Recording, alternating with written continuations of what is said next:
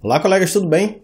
Passada uma semana da divulgação da proposta de reforma da Previdência de Jair Bolsonaro, já nos é possível afirmar que alguns pontos dela não passarão pelo Congresso Nacional sem modificações. Seja por inconstitucionalidade, seja porque são medidas de grande desgaste político, a grande verdade é que a reforma apresentada por Bolsonaro sofrerá mudanças para ser aprovada.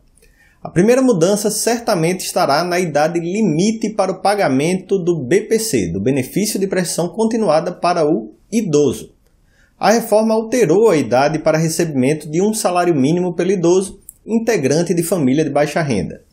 Pretende passar dos atuais 65 anos de idade para 70 anos de idade.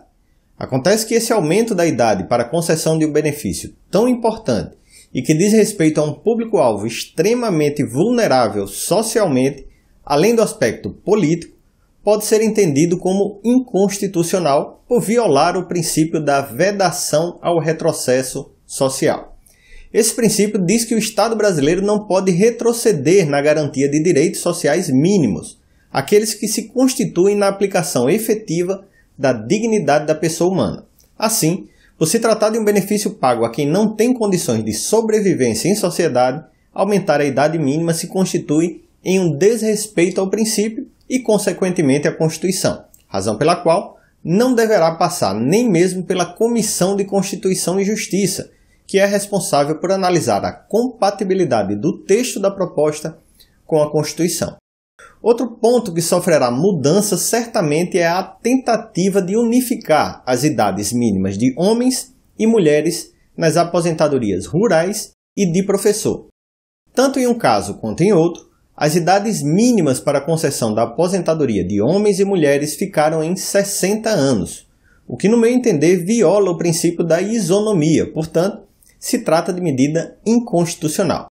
Digo isso porque a idade mínima para a concessão da aposentadoria do trabalhador comum é diferente para homens e mulheres. Assim, não é proporcional admitir que as idades mínimas para as aposentadorias rurais e de professores não sigam a mesma regra, diferenciando idades de homens e mulheres.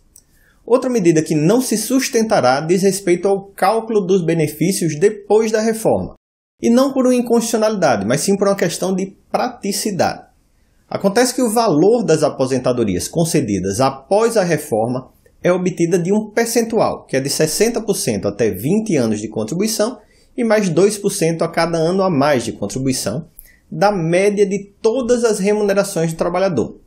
Essa forma de cálculo é muito difícil de se realizar, pois, como todos sabem, antes do Plano Real nós tivemos diversas moedas diferentes e a correção dos valores acontecia todo mês.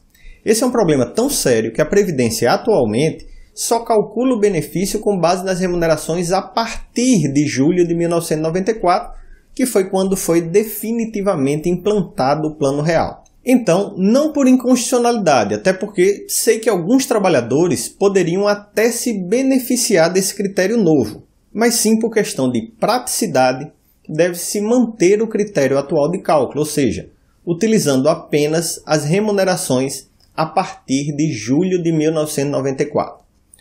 Outro ponto que acho que não passa tão fácil é a da impossibilidade de acumulação de benefício. Hoje em dia é possível acumular, por exemplo, uma pensão por morte deixada pelo falecido marido ou esposa e uma aposentadoria. Isso pelo simples fato de que cada um contribuiu de maneira separada para a Previdência. A reforma quer acabar com a acumulação integral dos benefícios, qualquer que seja a sua origem. Pela proposta da reforma, o beneficiário terá direito apenas ao maior benefício acrescido de um percentual sobre o segundo benefício até o limite máximo de 2 salários mínimos. Essa regra, no meu entender, fere tanto o princípio da isonomia como da contributividade, pois o direito ao benefício nasce da contribuição que é realizada pelo trabalhador. Bom, se um trabalhador casado com um cônjuge que não contribui para a Previdência pode deixar uma pensão integral, o que justifica um trabalhador casado com um cônjuge que contribui para a Previdência não poder deixar também a pensão integral? Tanto em um caso quanto em outro, o trabalhador contribuiu em um patamar que garantiria a pensão qualquer que fosse a situação do seu cônjuge, não se justificando o tratamento diferenciado. Portanto, Ainda que passe a limitação imposta pela reforma, isso com certeza será objeto de discussão judicial. Bom, pessoal, esses são os principais pontos de discussão da reforma da Previdência e que, particularmente, eu acho que serão modificadas pelo Congresso Nacional. Espero que tenham gostado do vídeo de hoje. Muito obrigado a todos e até a próxima.